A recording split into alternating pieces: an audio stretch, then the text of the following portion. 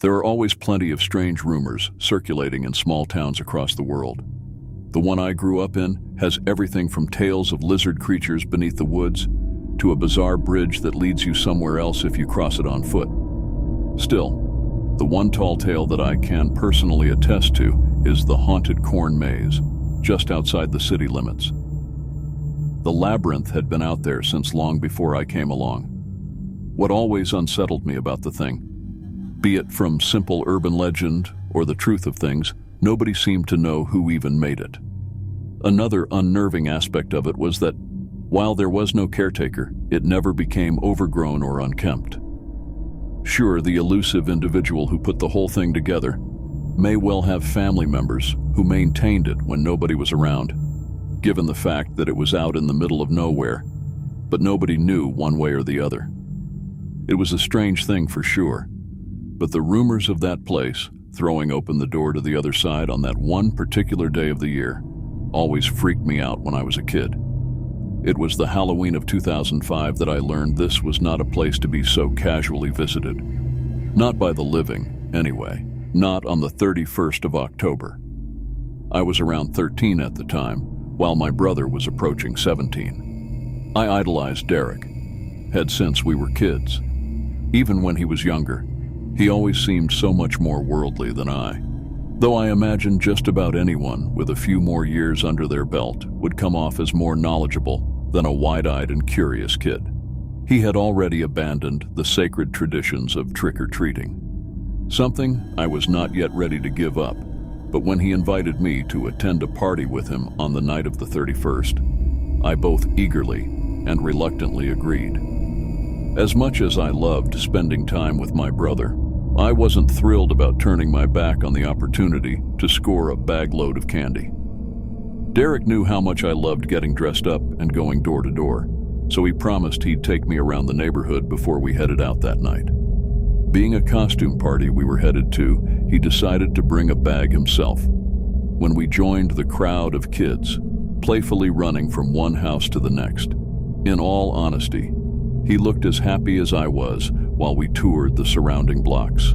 Sure, his vampire costume wasn't exactly the most extravagant garb for the occasion. Slicked back hair, phony fangs in his mouth, and a long black coat. Honestly, it paled in comparison to my Michael Myers outfit, but I knew his girlfriend, Alicia, was going to meet us at the party. So I couldn't blame him for dressing more stylishly cool and all. Supposedly, her little sister was going to be there as well, something that left me both nervous and a little intimidated, if I'm being honest. I had only recently started appreciating the opposite sex at that time, but it was enough to make my palms sweaty while restricting my tongue's ability to function properly when attempting to form words. Regardless of my apprehensions, I was having a great time just hanging out with Derek, even with his friendly reminders that I needed to just be myself when we got there. When the sun finished its descent for the night, it was time for us to head back to the house to pick up my brother's car. We dropped the candy in the house, gave an obligatory goodbye to our folks, and got on the road. I hadn't been informed about where the party was taking place, but I had just assumed it would be at one house or another. When we passed by the last neighborhood before the city limits sign, the butterflies dancing in my stomach began to sink to the bubbling acid below. "Where are we going?" I asked, though I had a solid idea of the answer. I had only recently started appreciating the opposite sex at that time, but it was enough to make my palms sweaty while restricting my tongue's ability to function properly when attempting to form words. Regardless of my apprehensions, I was having a great time just hanging out with Derek, even with his friendly reminders that I needed to just be myself when we got there. When the sun finished its descent for the night, it was time for us to head back to the house to pick up my brother's car. We dropped the candy in the house, gave an obligatory goodbye to our folks, and got on the road. I hadn't been informed about where the party was taking place, but I had just assumed it would be at one house or another. When we passed by the last neighborhood before the city limits sign, the butterflies dancing in my stomach began to sink to the bubbling acid below. "Where are we going?" I asked, though I had a solid idea of the answer.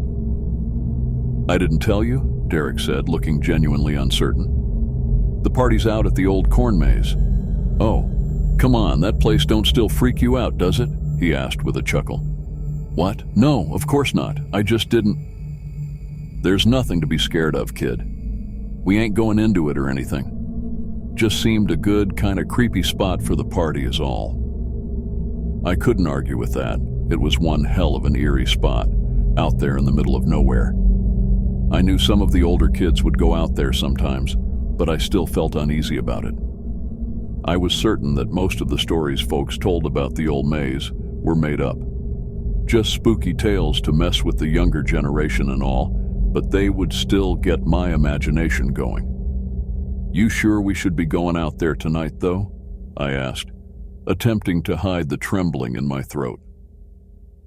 They're just stories, Danny, Derek said with a smile. You know that, right? I mean, yeah, but it's only to scare people, kid.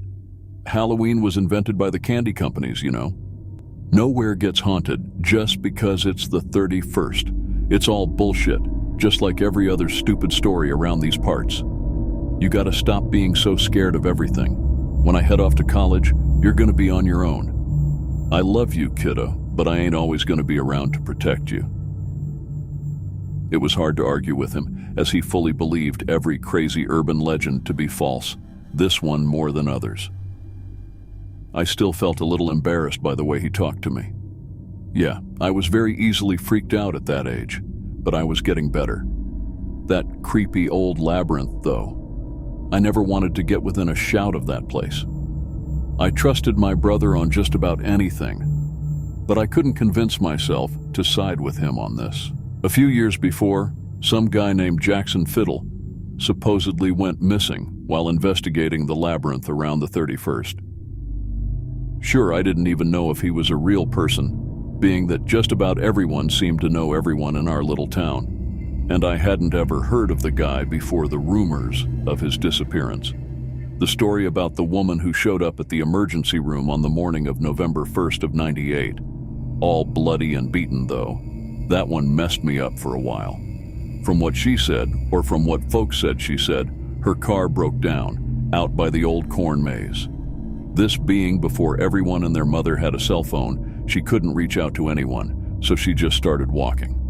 Somehow or another, whether she got turned around or just wasn't paying attention, she ended up strolling right into the neatly preserved labyrinth. When they asked her why she didn't just turn around, she claimed she tried, but it closed up behind her as soon as she crossed into it. As far as what happened to her when she got lost in there, that varies from person to person. Some say that some local boys up to no good followed her inside after having sabotaged her car to break down. According to that version of things, they beat her and raped her, leaving her for dead in that damned place. After she crawled her way out of there, she managed to get back to town, but was never the same since. Other, more exaggerated stories claim that she came up on some devil worshippers in there who tried to sacrifice her before she managed to make her escape. Some even say that she ran into anything from supernatural creatures, werewolves or wendigos and the like, to aliens looking to run some experiments on her. I think the alien one came around because the pathways through the maze aren't so much cut down, as the stalks are folded flat against the ground. Seems like it's sort of like how crop circles are arranged, where supposedly no man or machine could have bent them so perfectly and all that craziness. Oh yeah, a lot of tall tales came from that old place. I suppose my story is no different, or will be, when I get done telling it. I imagine most will read these words with as much skepticism as Derek had back then. I can't blame any of you, of course. Truth be told, I still have a hard time believing it to this day. For the sake of picking up the pace, or in not dragging this out any longer than necessary, I won't waste time getting into much concerning the party itself. Yes, there was a veritable herd of teenagers out there when we arrived, each one dressed in everything from lazy to extravagant costumes. That alone set my mind more at ease when we got there. The fact that everyone there looked to be just having a good time, hidden behind one mask or another. We spent most of our time hanging out with Alicia and Sandra, her sister. She was a bit younger than me, but she was a really cool girl, also quite pretty in her gender-swapped Freddy costume. The fact that we were both dressed as 80s slashers made it easier for me to get over my nerves. We talked a lot about scary movies and the like, something we were both huge fans of. Everything was going great, even after I took it upon myself to sneak a beer from the table they had set up beside the keg. It would not be until later in life that I developed a taste for it. That first sip of whatever cheap brand the underage drinkers had gotten their hands on, damn near flipped my stomach. Derek full-on slapped the red Solo cup out of my hand when he noticed it, looking at me with an expression of disappointment and anger, before cracking up so hard he spilled his own drink across the grass. "Can't blame you for trying, kid," he said, wrapping his arm around my shoulder. When a couple of older-looking guys walked up, causing my brother to visibly tense up, our night went from a fun and relaxing time to something that still haunts my dreams to this day. "Got some balls showing up here, Russell," said the guy wearing the cheaply made Frankenstein costume, something quite fitting to his considerable bulk. The fact that he called my brother by our surname made me believe this wasn't just friendly badgering. "Yeah, what we gonna do about this?" The other smaller and more slender guy, dressed as a mangy-looking werewolf, asked, cracking his knuckles. "Back off, Nate," Derek said, pushing himself in front of Alicia and me. "Everyone's just trying to have a good time, guys. We can settle this another time." "Nah, bud," Frankenstein said. "How about we settle up right now?" "Head back to the car, Danny," my brother said, giving me a quick glance before turning his attention back to the duo before him. "I'll be there in—" His words were cut short when the werewolf pushed him, causing him to almost topple over his girlfriend. Most of the crowd stopped whatever they were doing, turning their attention to the fight that was likely to break out any minute. There were murmurs throughout the group as they gathered around us, forming a makeshift circle, something that assured me that things were about to get messy. "Not here," Derek said. "Not now. They're not a part of this." Sandra and Alicia were attempting to back away, while I was darting my eyes from my brother to the guys who had some score to settle. "Tell you what," the big guy said, placing his hand on his buddy's shoulder as if commanding his guard dog to heel. "I got an easy resolution to everything if you guys got the balls. Dude, just drop it, okay? This is—" "Didn't say you could speak yet," Frankenstein cut in, pushing my brother back again with one hand. Derek looked fit to burst. I knew he could hold his own in a fight. I'd seen it myself when some bigger kids were giving me a hard time at school. Sure, they were a year or two younger than him, but he taught them both a solid lesson after he caught them trying to clean my clock. He kicked both of their asses, barely breaking a sweat. Still, the big guy with the poorly applied green makeup looked like he could easily bench press my brother's Chevy. "So, what do you say? Willing to get your hands a bit dirty to make all this go away?" Frank said, glaring down his nose at Derek. "Fine," he replied with a heavy sigh. "What the hell do you want me to do?" No, not just you." He glanced over at me with a menacing smile. "This is for you and Junior both. Hell, how about the little ladies too?" "Go to hell, Nate," Derek sneered. "They got nothing to do with this." "They do if Nate says they do," the Weasley werewolf added. "This is between you and me, don't—" "It's okay," Alicia cut in, having walked up beside her boyfriend.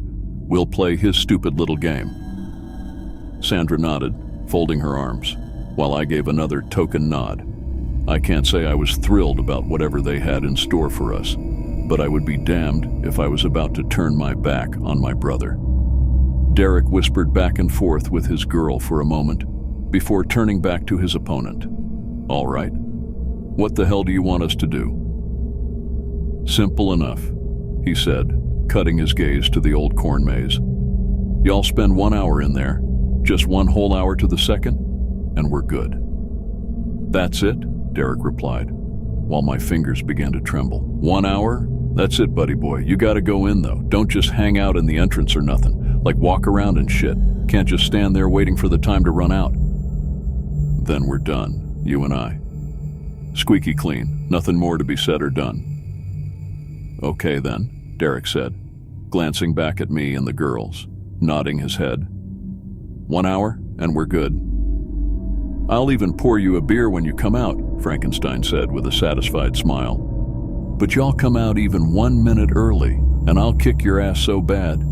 You'll be eating Thanksgiving dinner through a feeding tube. You got me. 1 hour, Derek said, holding his hand out. 1 hour, the big guy nodded, shaking my brother's hand. I'm so sorry about this, Derek said as we approached the entrance to the old corn maze. I didn't expect them to be here. No worries, babe, Alicia said, rubbing her hand on his back. Yeah, Sandra said. I say we go in, find a place to chill and tell some scary stories for an hour, then come back out and party some more. I just nodded, trying my best to keep the trembling of my extremities as hidden as possible. I can't lie, I was scared, even with Derek convinced that the stories of the labyrinth were blown out of proportion. The idea of actually entering the thing had me shook. Of course, I wasn't about to reveal that, especially since I had already developed a bit of a crush on the girl in the Freddy costume, who came off like this was just as simple as strolling into a grocery store with her folks. Before we walked in, we all looked back to see every face of every costumed partygoer glaring in our direction. From the expressions on a few of them, I could tell that I was not alone in my fear of the old maze, something that didn't exactly help my concern at the time. See y'all in an hour, Frankenstein called out. Don't chicken out now. We'll be watching. For the first few minutes, we just walked in silence. I never really took in the height of the corn stalks before, how they almost towered over our heads. Just like the stories told, it wasn't just grass or dirt under our feet, but perfectly flattened stalks. They crunched slightly as we strolled onwards, but I couldn't even make out the sounds of the crowd outside after we entered. The aisles weren't particularly wide, causing us to walk 2 by 2 as we sauntered on. Derek and Alicia walked in front of Sandra and me, but I just gazed around as we moved deeper in. Even with the moon shining down from above, I was actually quite surprised how easy it was to see. Still, I wasn't about to let my guard down, and neither was anyone else, from what I could tell anyway. I say we round this corner, Derek said, gesturing to the right turn up ahead, and just plant our asses and wait. Works for me, I said, feeling no inspiration to bury myself any deeper in this place than we had to. As my brother suggested, we took that turn, stopped, and sat down on the cozier-than-expected ground. Perhaps, had we a little more time to appreciate how comfortable flattened corn stalks can be, this would not be a worthwhile tale to tell. Before I so much as allowed my butt cheeks to snuggle themselves into a comfortable setting, the blood-curdling squeal that echoed from somewhere ahead of us very nearly inspired every ounce of blood pumping through my veins to stop cold. Derek and Alicia looked as freaked out by this as I was, while Sandra darted her head between each of us. What the hell was that? She asked, placing her palms against the ground. Probably someone trying to mess with us, Derek suggested, looking as uneasy as the rest of us. That far ahead, though? I asked. I could see from behind us, but how could... Another scream, much closer than the last, cut my words short. I got back to my feet, as did Derek and the girls. This is a setup, my brother said, appearing confident in this theory. Nate probably sent someone in while we weren't looking. They might have been in here for a while, just waiting to have some fun with us. It did make sense. The big guy in the Frankenstein costume did come off like he knew something when he gave us that friendly reminder before we entered. Given the fact that whatever beef he had with my brother would be set right by this little dare, it would stand to reason that he wasn't going to make it easy for us. Yeah, I thought, they just want to force us to take off running, make us embarrass ourselves in front of everyone before he kicks the crap out of Derek. 3 more screams, each coming from different directions, assured me that our working theory was right. While the girls looked back at my brother and me, both smiling at us, I nodded my agreement. Hell with it, Derek said with a mischievous grin. Let's go see what they cooked up for us, yeah? Yeah, I said, feeling the most confident I had since walking into this labyrinth. I can't deny that somewhere in the back of my grapefruit, I still felt uneasy about both my surroundings, and the unsettling shrieks, but a higher percentage of my mind fully believed this to be exactly what we thought, that my brother's adversaries wanted to put on a little show for us. Who were we to deny their invitation? After walking for another 5 minutes or so, right turn here, up a few more feet, another left and right, and on to another straight away, with the occasional dramatically painful yells guiding our path, we finally caught sight of one of the likely handful of people who were screwing with us. This particular pathway looked to be a good 20 feet long, with one opening to the left and another right about halfway up. At the far end, standing directly in front of another wall of corn stalks, was a tall, slender individual in a filthy black robe with the hood pulled down low enough to only reveal the wider-than-human toothy grin. When I first saw it, my heart skipped a beat or 4. It wasn't until Derek let out a soft giggle that I took in how comically sinister the costumed person was trying to come off. They just stood there, heaving with exaggerated breath, keeping their head tilted down with their arms somewhat outstretched from their sides. It was sort of like how that quintessential douchebag at the gym looks after knocking out that first handful of reps. That "I'm swole now, 'cause I lifted heavy stuff" sort of thing. When all of us started to laugh at intermittent intervals, the mimicked heavy breathing became more agitated, inspiring the hooded figure to wail out in one final attempt to intimidate us. Unfortunately for our cosplaying friend, we weren't buying it. Even after 2 more similarly dressed individuals walked out from the left and right openings ahead, our laughter didn't let up. "Gotta try harder than that, boys," my brother shouted, practically daring the trio to take their taunting to the next level. With one last howling scream, the one at the far end came charging towards us, slipping some sort of dagger from the inside of its robe. "Oh, here we go," Derek said, still chuckling. "This ought to be good." I'll never forget that smile he gave me when he glanced over his shoulder. He was so confident that he had this whole thing figured out. So was I, for that matter. Even when the robed figure showed no sign of slowing from only a few feet away, my brother still looked back at me, wearing that carefree smile. The transition of our circumstances going from something fun and carefree to one of anguished shock and horror barely allowed my mind to accept what was happening. It was the sound of the blade tearing into my brother's gut that hit me, more so than the blood that spat from his still smiling mouth. I don't know if it was Alicia or Sandra who screamed first, perhaps both of them, for all I knew at the time. 3 more times I heard that meaty thunk as the knife was pulled free and inserted back into Derek's torso. "Rue, run, Danny," he spluttered, spritzing more specks of crimson onto his shirt. I was frozen in place, barely aware that I still had a body attached to my reeling mind, when one of the girls grabbed me by the wrist, attempting to pull me back with them as they began to run back the way we came. I still could not so much as hope to break my gaze from my beloved brother's wide and horrified eyes. If whoever, or whatever these things were, could so easily put an end to someone who had always been so much stronger and more confident than me, I had no doubt I would not survive this. In some ways, I didn't even care. I felt so weak and pathetic at the time, I couldn't do a single thing to help Derek. I just stood rooted to the spot, preparing myself to share the same fate as my closest friend and brother. "Snap out of it," Alicia demanded, slapping me hard across the face.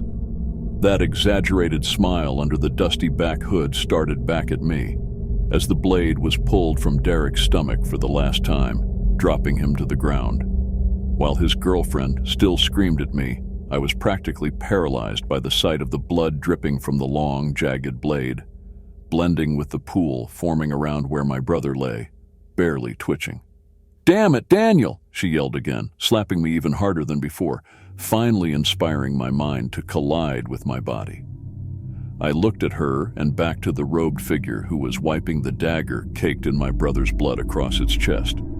"We gotta run, kid. You with me?" I just nodded, something that was likely difficult to differentiate from my bodily spasms at the time. As the robed figure began to move in closer, stepping over Derek, I started to back away, as he, she, or whatever the hell it was lunged at me.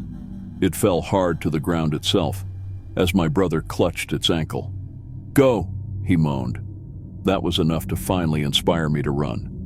Alicia and her sister were already a good ways ahead of me, while I kept stealing glances over my shoulder. It was during one of those intervals, when I turned back to what lay ahead of me, only to see no trace of anyone, that I skidded to a halt once more. "Alicia!" I called out, barely more than a whisper. "Sandra, where'd you go?" Nothing. I began to move steadily forwards in whatever direction we had been going before I lost sight of my companions, but when I heard the crunching of quickly paced footsteps coming from behind, I had no more time to waste. I took off, hoping to be out of sight before the robed figures caught up with me. I could still see that unnervingly wide grin on the surface of my brain as I ran from one aisle to the next. Getting myself so turned around, I had not the slightest clue where I was anymore. Even with the acknowledgement that I would not easily be making my way out of that god-forsaken labyrinth, I still kept going, darting from right to left, up and down, over and over. After running on fumes for the better part of 10 or 20 minutes, if I even had the slightest hope of guessing any sort of time frame, I slowed down, hoping to catch my breath before it left me passed out on the flattened corn stalks. When I stopped blindly charging onward, I tried to regulate my wheezing while attempting to listen out for any sounds around me. I couldn't hear a thing. No footsteps, no screams, no voices, only the thumping of my pulse against the inner lining of my ears. When the image of my brother falling lifelessly to the ground flashed before my eyes, I fought to shake it away, hopeful to focus on my escape before dwelling on whether he may or may not have survived this. If I get out, I thought, I'll get help. He's still alive. I know he is. I fought to convince myself, but you can't get him the help he needs if you're dead too. Yes, with that sound of my brother's flesh being torn apart by the lengthy, serrated blade beating against my eardrums as much as the images flashing behind my eyes, I didn't believe it for a second, but I had to convince my legs to get moving again. It was while I waged that inner battle that another stomach-churning squeal snapped my attention back to my dire situation. It was close, alarmingly close, but I knew I had to check it out. Given that it sounded as though it was one of the girls screaming this time, as opposed to those we had thought to be only messing with us, I knew I had to at least attempt to do what I could to save them.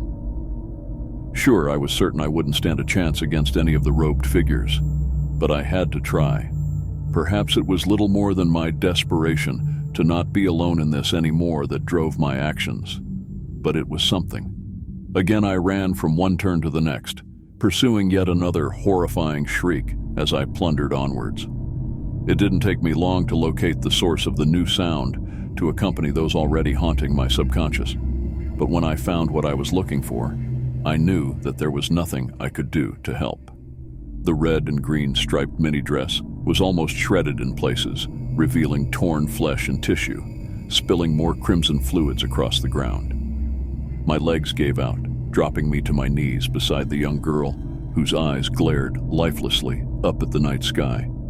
Her long brown hair was matted with blood and chunks of gore, seemingly thrown back at her from the sequence of attacks that ripped her apart. I lost it. I just started crying and wailing out, unable to even hope to battle against such a formidable foe. The impact of my brother's death hit me at full force, colliding with the surface of my brain as though it was launched from a cannon. I continued to howl my hopelessness into the night, even when I felt myself being lifted from the ground. It was as though I was floating weightlessly as the robed individual carried me through the maze, having thrown me over its shoulder like a healthy-sized sack of dog food.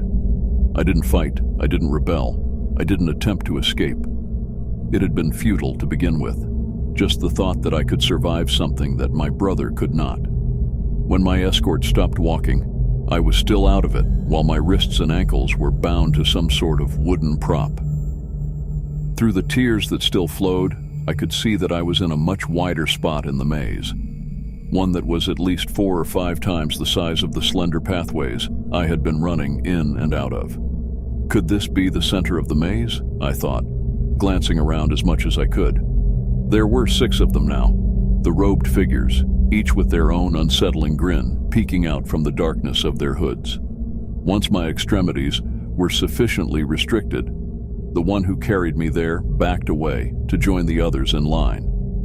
They all just glared at me, heaving their heavy breath, while maintaining their sinister smiles. "What are you waiting for?" I asked through gritted teeth. I was beaten, I was done for, I did not doubt that. Why were they just glaring at me? "What the hell are you waiting for?" Still nothing. They just stood there like robed statues. They weren't even forcing out that exaggerated wheezing anymore. "Just get it over with, you bastards." As one of them broke from formation, slowly coming closer to me, I wasn't afraid anymore. My heart ached for the loss of the person I cared most for in this world. If they took him away from me, they could have me too, for all I cared. No more running, no more tears, no more. As it moved in closer, stopping only inches from me, it leaned over at the waist, almost pushing its face right next to my own.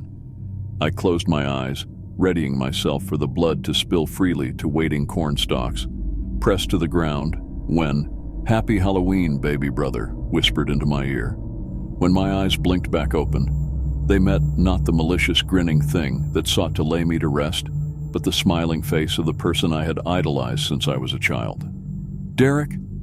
What the—" I could barely form anything close to a legible sentence as Alicia and Sandra lowered their hoods, pulling away the grinning masks, followed by the 2 guys who forced us in here and another blonde guy I'd never seen before. They weren't laughing at me, only smiling warmly, as though they thought this torment they had put me through to be a heartfelt gift of some kind. "You're alive?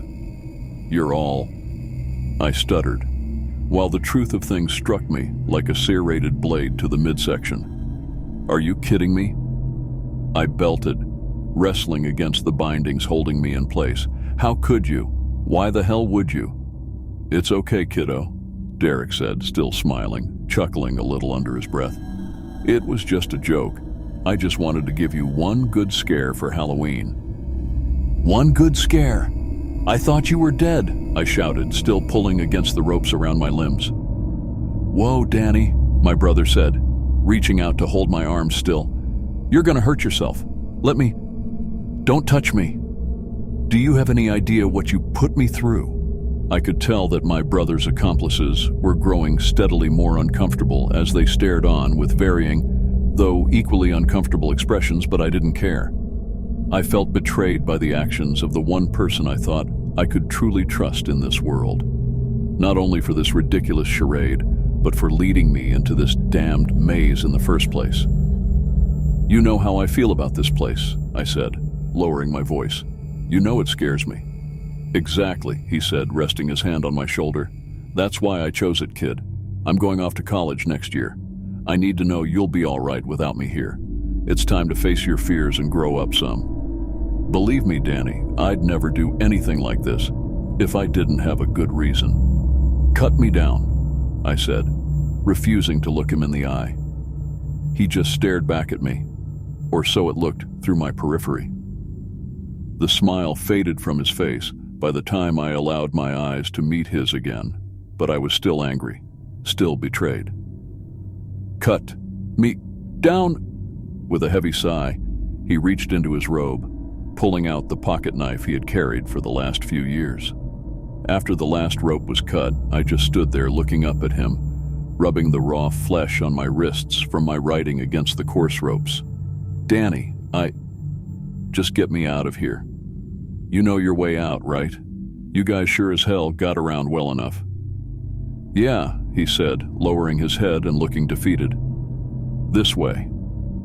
"Come on, Danny," Sandra said, pulling off the heavy-looking robe to reveal the wounds that appeared so much more fabricated than they had through my fear-altered vision.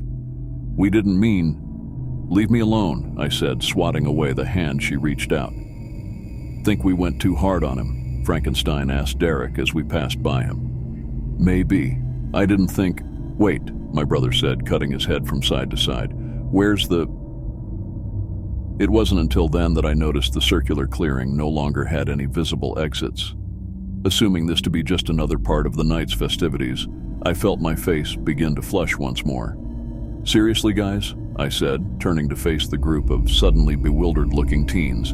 "Enough already, can we just—" "This isn't us, Danielle," Alicia said, looking thoroughly perplexed as she glanced from her sister to her boyfriend.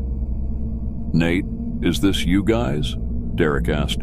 "Nuh-uh, I don't even—" "It's all planted in the ground," the blonde guy said, tugging at the stalks, 2 at a time. What the hell is this, Derek?" a very uneasy-sounding Alicia asked, before screaming out again when something rolled across the ground towards us. She wrapped her arms around her sister, who had begun to whimper slightly, while the big guy in the Frankenstein costume muttered curses under his breath. When the pumpkin came to a halt, staring straight up with a fierce and mocking smile carved into its jack-o'-lantern face, everyone grew silent and still. I just glared down at the thing with my jaw unhinged, still battling to wrap my mind around everything that had occurred up until this point. When the long corn stalks began to rustle violently, making it appear as though the whole labyrinth was quaking around us. It was hard to differentiate my own involuntary shivering from my surroundings. A low humming sound was barely audible above the trembling leaves, but it gave me the impression that something was drawing closer as it gradually escalated. "Push through," Frankenstein said, weaving his hands between the stalks. "It's just corn. We can—" "Shit!"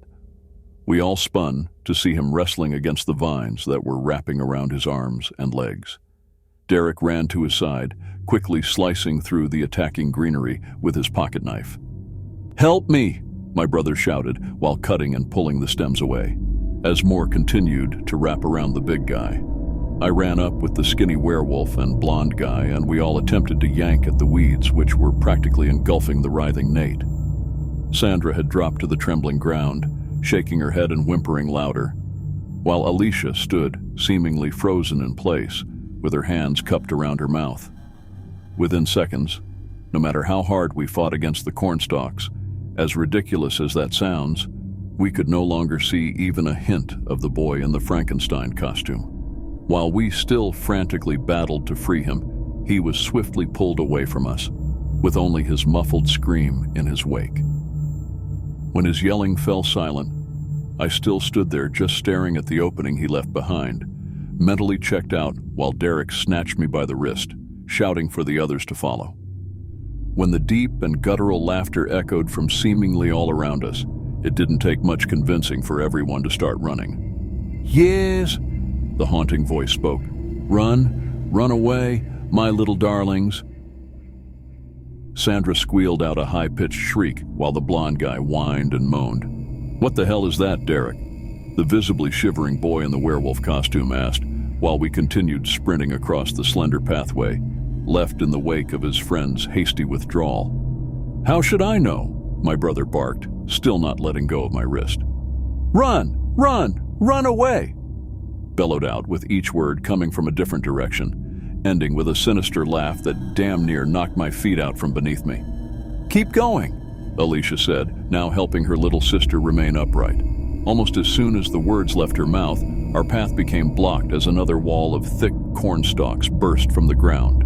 The blonde guy, who had been running the fastest, lost his footing as he skidded to a halt, falling with his back flat against the ground, stopping just short of the newly formed blockade. As the werewolf reached to help him back to his feet, the flattened stalks sprang to life, wrapping around him like tendrils. "No!" he screamed. "Help me!" His words were quickly muffled as the vines constricted, yanking him flatter to the floor of the labyrinth. Given the blood-curdling squeal that erupted from his mouth, I was unsure if he was being pulled into the ground to be buried beneath it, or if the snapping sounds that accompanied his horrified wails were his bones fragmenting, as the stalks returned to their previous state. When the blood began to bubble and seep through the thin gaps, spitting and spraying against the still trembling greenery around us, I needed no further clarification on his fate. "Holy hell," the slender boy said, backing away while attempting to wipe the fresh blood stains from his furry shirt. "This way," Derek said, heading back the way we had come, gesturing to a left turn a few feet back. "Come on, Jordan. There's nothing we can do for him." The werewolf still glared down at the crimson pool where his friend once lay, shaking his head from side to side as he backed away from it. "Move, Jordan. We have to." My brother had no chance to finish urging his friend to run before more of those vines shot from each side, instantly swallowing him whole. I stared on again with my lower lip quivering, as I could only make out the lone, horrified eye peering out from within the tendrils of green. For a moment, it was as though everything fell silent around us as we gazed upon where the maze had claimed another soul for its own. It wasn't until the vines retracted on each side, carrying with them whatever section of the boy in the werewolf costume they held, that each of our screams blended into one. Again, my brother snatched me by the arm, while his girlfriend did the same to her sister. By this point, I was only vaguely aware of anything, with my mind still reeling from the shock of everything. I knew I was running. I knew I was speeding alongside the person I trusted most in this world. But beyond that, everything was a blur. We sped right straight for a bit, then left and right again, every move almost guided by what the labyrinth would allow. Pathways opened and closed around us, leading this way and that, while that guttural voice continued to mock our desperation. "Ah yes, this way, know that. Which will it be? What will you see? Shall you set yourselves free? How long will it take, do you think, to find me?" It laughed again, a loud and haunting belly laugh at our expense. I felt my senses begin to return, only to find us still charging onwards in search of an exit. I noticed that Derek was now carrying a hysterical Sandra, while Alicia held onto my wrist. I almost wanted to ask her to let go, as I found it difficult to move as freely with her clutching onto me. But it did make me feel ever so slightly safer like this, even if I did believe our escape attempt to be futile. We were in its domain. Whatever the hell it was toying with us. We ran the path it chose, not one of our own selection. Still, regardless of those undeniable facts, I knew we couldn't let up. Unfortunately, this inner rationalization came to a quick halt when we came face to face with our inevitable end. When the opening before us closed shut, forcing our hasty retreat short, I felt my stomach lurch at the sight of only more tall cornstalks to our sides and backs. There we stood, each gasping for breath, while the young girl in the tattered red and green striped mini-dress sobbed in brother's arms, in a space maybe 5 by 5 feet, with nowhere left to go. "Just let us go," Derek shouted into the night. "Not just yet, my good lad. There is far too much fun to be had." "What do you want from us?" "It was you who came to me, dear boy. Would you so abruptly put an end to my joy?" "Please," Alicia begged, tears forming in her eyes. "Just let my sister go." "Take me," Derek said, glancing back at me. "Let the others go, and you can do whatever you want with me." "No," I barked. "Don't just give up." "An interesting offer you have presented to me, but should that be enough to set your friends free? I have each of you now to do with as I please, but you still beg for unwarranted release?" "They're innocent," my brother said in a cracking voice. "This is all my fault. Please just..." When the stalks parted to our left, I once more felt my jaw drop. It looked as though it could very well be that same circular clearing we began running from, but it was not how we left it. The wooden prop I had been tied to was now replaced by a large throne, pieced together by a combination of vines and bones, some of which appeared as though they had been freshly pulled from some unsuspecting corpse. When I noticed the bloodied and matted fur poking out in places, I had to assume that theory to be quite accurate. After taking in the sight of the torn slivers of the werewolf costume, it didn't take long to see the strips of green latex that once belonged to a cheaply made Frankenstein outfit. Come into my home. Do not leave me here to linger alone." It wasn't until it spoke again that I took note of what was sitting upon the gore-lined throne. That same pumpkin, which had rolled into this very area, now gazed down at me from a skeletal frame, composed of just as much greenery as the chair upon which it sat.